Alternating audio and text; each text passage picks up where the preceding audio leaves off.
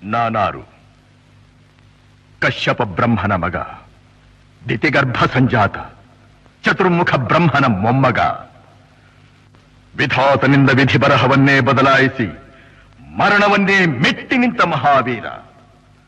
ಅದಿತಿಯ ಮಕ್ಕಳ ಅಟ್ಟಹಾಸವನ್ನು ಸುಟ್ಟು ಆದಿತ್ಯರ ಅಟ್ಟಹಾಸವನ್ನು ಮಟ್ಟ ಹಾಕಿದ ಸಾಹಸಿ. ಅತಳ ಬಿತಳ ಸುತಳ ರಸಾತಳ ತಳಾತಳ ಮಹಾತಳ ಪಾತಾಳಗಳನ್ನು ಪಾದದಡಿಯಲ್ಲಿ ತುಳಿದಿಟ್ಟ ಪರಾಕ್ರಮಶಾಲಿ. ಅಡಿಯಿಟ್ಟರೆ ಬಿರಿಯುವುದು ಭೂಮಿ, ತಲೆ ಎತ್ತಲು ಬೆಚ್ಚುವುದು ಭಾನು, ಕೈ ಎತ್ತಲು ನಡುಗುವುದು ಸೃಷ್ಟಿ. ಚತುರ್ಮುಖನ ಸೃಷ್ಟಿಯೇ ನನ್ನ ಆಜ್ಞೆಯನ್ನು ಪಾಲಿಸುತ್ತಿರುವಾಗ